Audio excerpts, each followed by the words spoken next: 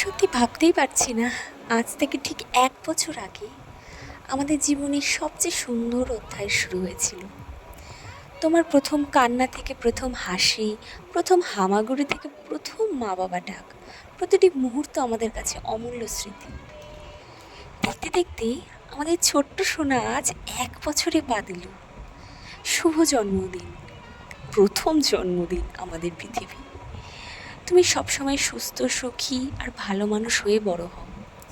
তোমার প্রতিটি স্বপ্ন যেন সত্যি হয়, এই আমাদের একটাই প্রার্থনা। ওর জন্মদিন উপলক্ষে বাড়িতে ছোট্ট আয়োজন করা হয়েছিল।